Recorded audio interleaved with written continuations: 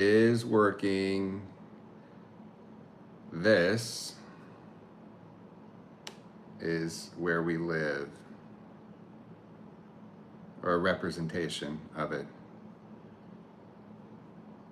This little ball here, you can see all the oceans, all the continents. And the funny thing is, like, that, you know, it really just looks like land. These colorful things are so helpful to look at where the countries are, but when you fly over it, then you see that, like, oh my God, it's all just like land. There's no like borders. But why are we doing this? Why am I holding this up? Today, we're gonna take a look at, just like the last live that we did for Not Just Ninjas, we're looking at people who were born on this thing, who are nothing like each other, but born on the same day and somehow kind of like each other. It's inspiring to see this cross-section of people from an arbitrarily chosen thing like a calendar day and say, oh my God, what inspiration can I draw from that? That's part of this whole deal. If you've been watching these, we learn some things, we talk about some things. And if you like the content and want to see where it goes from here, please don't forget to click subscribe. Click the notification so that when the live happens, you can contribute and say your thoughts and share, especially if today's your birthday, or if you are a Capricorn, somebody born around this time, we're celebrating you. And if not, you're a human, and we're celebrating humanity and the human endeavor on this thing. And a little bit has to do today, there's somebody who had something to do with getting off of this thing. Who could that be? A person who, for at least a little while, was even erased from history by their government. We're gonna get into that. So let's take a look. The Capricorn traits are those of somebody who leans toward a long-term type of thinking, a seriousness of their purpose, and tying a purpose in with a strategy of some type. And they have patience under pressure, another good trait that we can all use. Ambition paired with endurance. The Capricorn energy isn't about quick wins. It is about building something that still stands even when they're gone, or when the noise for it fades out. These are not flashes in the pan, but we're going to talk about some people whose legacy endures. So, a meditation teacher who made just being still mainstream, like hugely mainstream. We're going to look at two different broadcasters who completely broke formats by being unapologetically themselves. Zero apologies, 100% themselves. And we're gonna look at the headliner for today. It's always like, all right, look at all these people, and then which of these people is going to be, of this calendar day, the headliner? Does that mean the most impact? Does that mean the person who I specifically, personally think is kind of the coolest? Does that mean who was like the nicest person? It could be any of those. But today you're gonna see our headliner to the end. We're gonna move chronologically, and we're gonna save the biggest one, like I said, for the end. This is kind of a big one. I thought this was gonna be the headliner. We're gonna go to 1628, January 12th. Charles Perrault, born in Paris, France. Charles Perrault, we're just going to say Perrault, the Americanized version as you read it. He didn't just grow up dreaming of fairy tales. He was trained as a lawyer. This is what's cool about the ninja skills. When we talk about being not just something, this guy was not just a lawyer. He worked as a civil servant for a while in the court of Louis the 14th. He liked, there's stories that were already stories, okay? Like Cinderella, the Sleeping Beauty, Little Red Riding Hood, Puss in Boots. These already existed through oral folklore. They were often dark. They would, it's kind of a good thing. It used to be a pretty helpful thing to scare the hell out of your child with some type of story that ended in like this kind of awful thing. And all they need to hear is just need to hear it once. The boy who cried wolf, eventually gets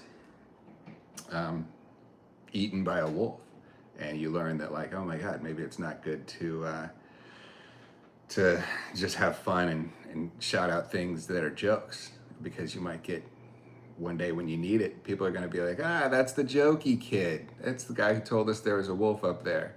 It's not. And then meanwhile, you're getting devoured by a wolf. Well, Charles Perrault didn't just look at these stories. He said, how can I organize these things?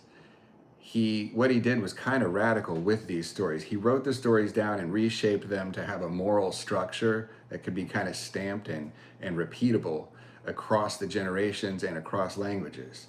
So he ended up creating Mother Goose, the Mother Goose fairy tales. He published them late in his life after a full career already, which is another kind of cool inspiration to see, hey, what is it that you're still working on somewhat to stamp your impact on the rest of us, that are also on this thing. And he wanted to do that, and this should be something that is your gift, that you're developing, even if you don't have, like, what gift am I going to offer? Part of that ninja process is looking for what that thing is, and diligently being responsible with what it might be and getting closer to it. There's all kinds of ways to achieve these skills, but this is one of them. So the creator of Mother Goose, those fairy tales. I mean, it's interesting. He has some in common with the headliner a little bit later. He didn't chase novelty. He wasn't like, this is the brand new thing. Instead, he preserved the meaning from it and packaged that meaning, and showing that sometimes impact comes from refining what already exists. Let's see quotes from Charles Perrault. Charm is the beauty of the soul. Just be charming. Seems like so Parisian, so French. Children believe what we repeat. So if you repeat something, it's interesting of why. You can get so much into why any one of these people took so seriously what they took seriously. But today, for the purposes of these lives that we're trying to crank out with more frequency and more consistency, is just to take a quick look, and then maybe you go down a rabbit hole on your own, because we could definitely go down a rabbit hole with any of these people and see why did this spark this guy? What was his relationship with his own kids? Why did he think that it was so important to have these tales mark the imaginations of children? And he says, a story survives when it is told clearly. Yeah, you got to tell them clearly. That's one of the things that they did best. All right, from after 1628, we're going to go way up into the 1900s in the old US of A, Beaufort, South Carolina, Joe Frazier. Joe Frazier grew up poor. He helped his family on a farm. He was blind in one eye from childhood and learned to box, partly to defend himself. Kids trying to beat him up. But he trained relentlessly. He would often run miles with bricks in his pockets. Put some bricks in your pocket and go for a run. You don't think that's going to get you in better shape? Damn right it will. He won the Olympic gold medal in 1964 and then became the heavyweight champion by defending Jimmy Ellis.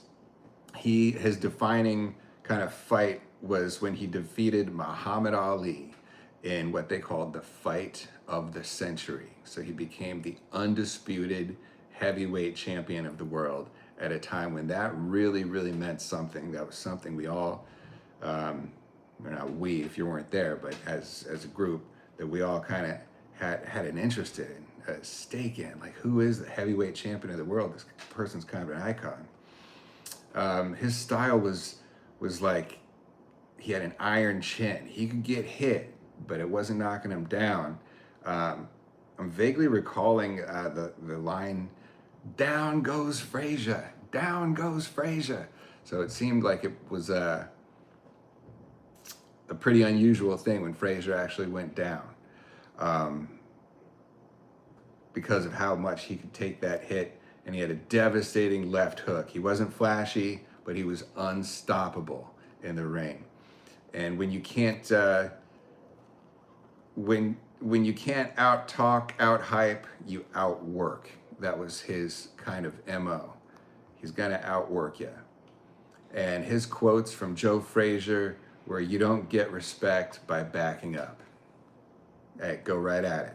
Yes, he said, "I fought from the heart." And he said, "Pain, temporary. Pride, it lasts." That's cool. He's chasing that pride. I mean, it's Joe Frazier, the second one. All right, now we're going to go to, this is, when we talk about getting off of this here planet and seeing what's beyond it. Sergei Korolev, born in the Russian Empire, part of it that is now known as the Ukraine, born in 1907. Now, he loved aviation as a kid. He studied engineering, and he ended up designing and leading the rocket program for the Soviet Union, the Soviet space program. He designed the rockets that launched the very first man-made object into space, Sputnik, and then eventually, I guess, the first human being to visit space, Yuri Gagarin, first human in space. Now, this was like part of the space race. United States is best, Soviets best, working on how, who's gonna get there faster. These things like this are kind of cool and nostalgic to think about in this way that, yeah, we survived those things. But at that time, it was like, hey, we better have a great space program, or else this other power in the world is going to have this advantage on us. Maybe we're all gonna die if they beat us. But a lot of passion, a lot of energy, a lot of ingenuity went into that, and it seems pretty cool. Anyway, the interesting thing about Sergei Korolev is how he took that childhood passion and pursued it to the point when he was developing things that had never been developed.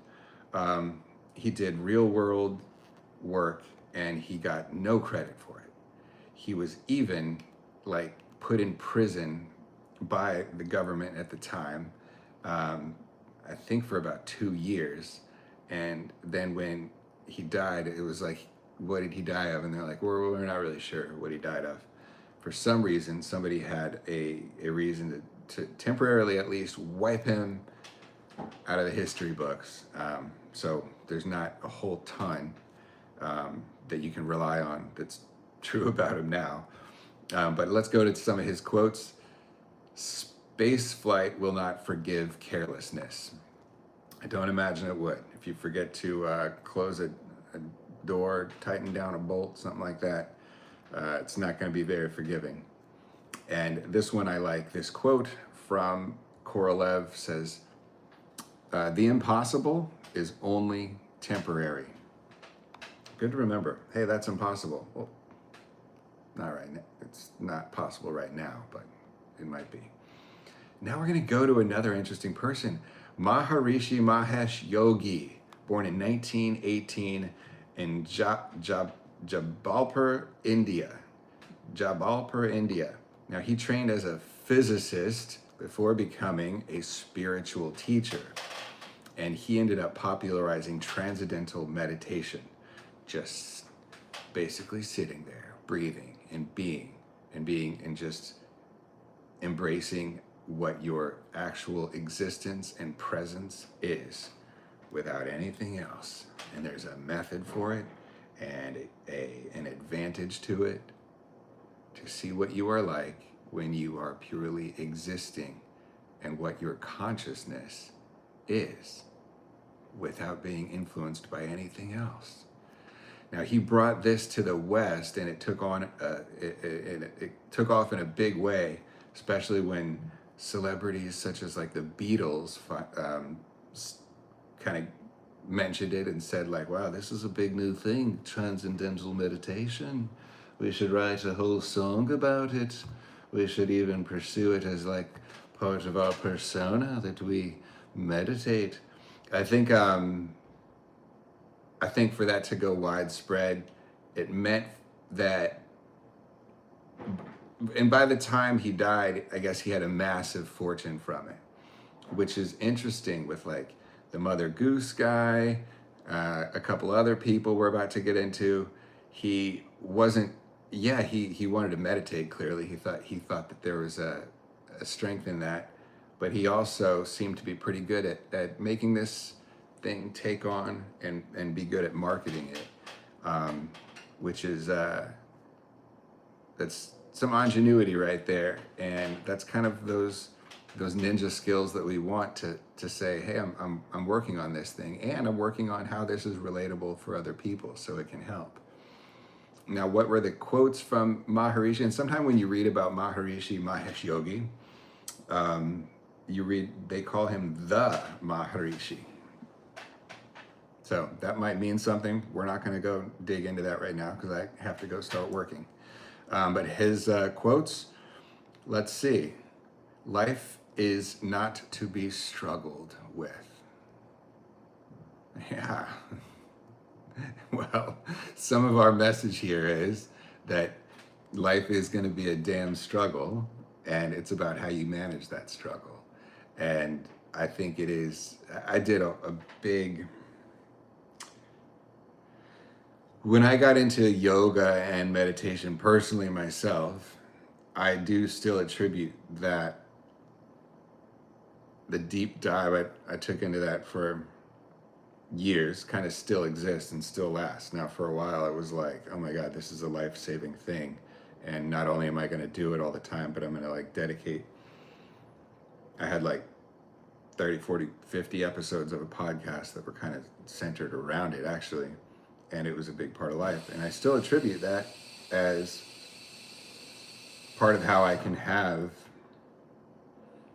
a good attitude and persistence despite like certain things that are really a struggle. When he said life should not have a struggle, when life does have a struggle, how do you handle that? And that any type of meditation, any type of stillness, even the idea of getting to the essence of something, which is what that drives at, whether you're praying, you're worshiping, you're meditating, those things get at the essence of what you want, what your being means to you. So Maherishi Yogi, boom, one of the ninjas today. Now we're gonna go to somebody who, man, see, these guys did totally different, probably wore totally different clothes, but they would probably dig each other for the way that they took what they did and marketed it. That's what I think personally. We go to Missouri, and we go to 1951. Rush Limbaugh. He grew up around radio. His father worked in radio, I guess, but discouraged him from entering it. And he did a few attempts early on in his career that failed. He was fired, but he eventually leaned into this opinionated personal talk radio when other people were trying to be like kind of neutral and say, hey, we got to play both sides of the fence here. He just went full on. I'm going to try to expose what I can about the other side and talk about what I think. And for a while, I had a different like relationship. I thought maybe this guy was, because of that, the style that he had for like right and wrong and you're dumb and kind of being insulting. I really thought that was a big part of what was going on. There was like a real problem for us as human beings. And I was like, man, that guy's ruining the world. I don't make it that clear in black and white in my mind anymore. I try to have an appreciation for a trailblazer like that, So love him or hate him, he reshaped broadcasting economics and audience engagement. The callers in on his show, talking to people live. Other broadcasters had done that, but the way he packaged it was certainly a larger vision than just somebody popping off about their opinions. The relatable angle here is just clarity, not consistence, or not consensus, will build your audience. So the more clear we can be, rather than how can I get everybody to agree with me, that built his audience. And maybe that's the difference between mainstream and I guess niche and mainstream. His quotes were, this one's interesting. I don't try to be understood. Interesting, right? Because it seemed like he was trying to project understand, or to create understanding about everything he felt. For him to say, I don't try to be understood. What the hell did he mean by that? And his other quote was, conviction attracts attention. Yeah, and you can tell it's conviction when somebody can really elaborate on it, and not just like an easy opinion that they give, but he elaborated on his things quite a bit. And this is so interesting. So let's say you hate Rush Limbaugh, like Rush Limbaugh, don't know who he is, but he was a big time radio broadcaster, made tons of money.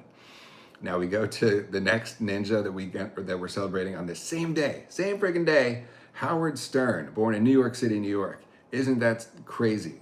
These guys had the same birthday, and they both ended up being like mega gods of radio. Stern grew up feeling awkward and insecure, which is so funny. And you can kind of see that, but he made that work for him. He was told he wouldn't succeed like Rush Limbaugh was. He broke through by being honest, sometimes to excess.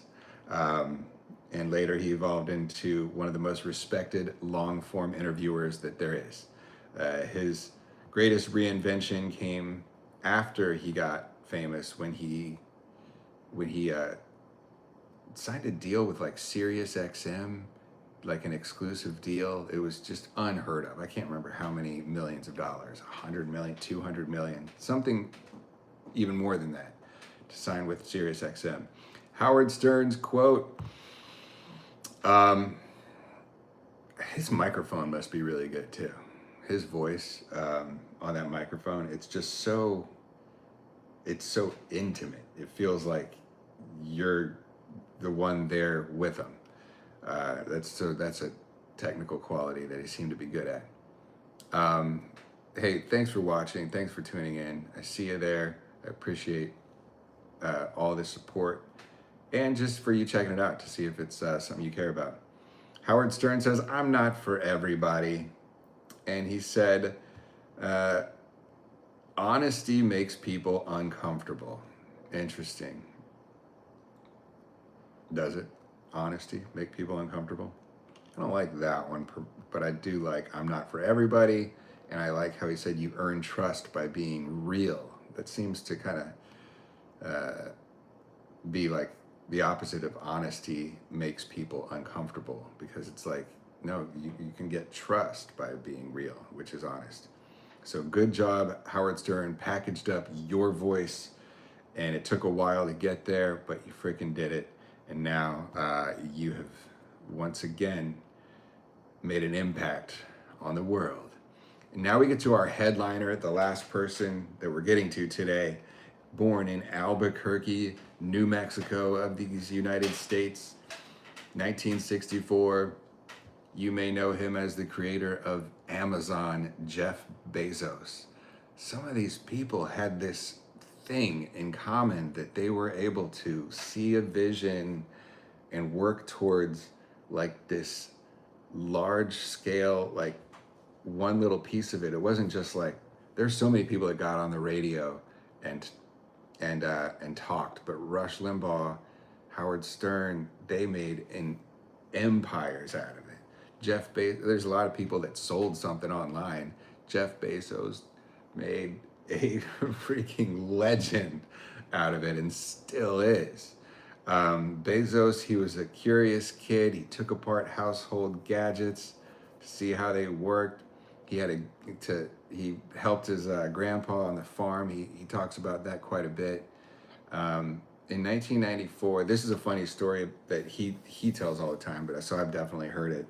Is when he was thinking in 1994, he had a good job after college. I think he was working in finance, maybe Wall Street, and he told, was it his father or his grandfather, that he had this idea that he should just, not stay at his job, but try to make an internet company. Because this internet thing in 1994, it's really coming out. There's going to be a lot of potential there. And he was told that, hey, that you know what, the internet seems like a really good idea to pursue, but it seems like a better idea for somebody who doesn't already have a job. You have a job. Why would you want to do that? So that he had to do this other BEZOS thing that he refers to sometimes, this anecdote. And you can try this in your own life. I encourage you to try it in your own life. When he was faced with this dilemma, do I stay at this job, or do I put my energy into trying to figure out how to make money on the internet and start an internet company, sell something on the internet? He invented, what did he call it? And it was like an analysis of regret. It was like a regret minimization framework or something. So he's like, and what I did is I imagined in each of these situations, whether I stayed in this situation or I went to this new one, he said, which one would minimize the regret that I would feel later? And in that case, it told him, like, you will really regret if you see this internet thing develop and you weren't a part of it and you didn't figure out a way to use your creativity to see what you can do with the internet.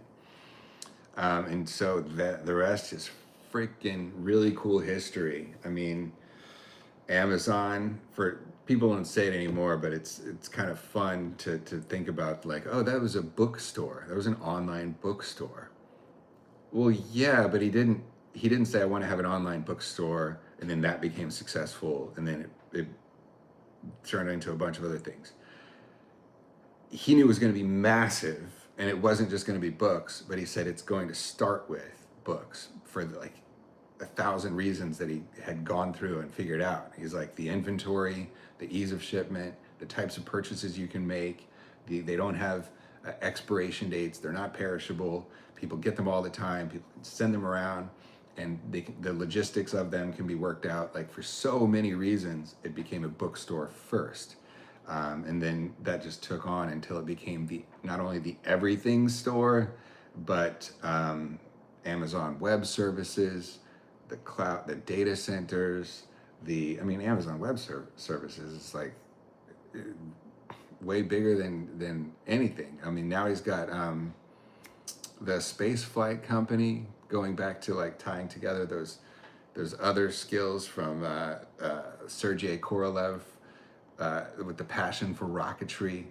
And that's why Jeff Bezos is the headliner, just for the size of the thinking and the impact that you can see. And a ninja skill, when I train staff, when I look at myself and I look around at what I'm actually doing today, and I mean, we're talking about like human gods, like Jeff Bezos and their achievement. So it seems small to think about, but that's what we encourage, is to think about, how is this not small? What larger impact can this be a part of? Whether it's just the impact that I personally need right now, or that my surroundings, my coworkers need right now. And those will develop good steps towards the future. Even if you don't know what the next step will be, thinking in a larger sense this one smaller thing has to get completed really well in order to guide where we go from there. And that's a big part of the not just mindset, the not just ninjas mindset. So we celebrate these Capricorn folks, all born today. Headliner Jeff Bezos. Hey, if you have any comments, please leave them in the comments section. If you haven't subscribed yet, please do. We would really appreciate your support and try to keep doing these bigger, better, faster, tight, maybe even shorter, because I was supposed to stay on for 5 minutes and it's been, is there a timer on here? Yeah, 30 minutes. Well, thank you so much. God bless and namaste.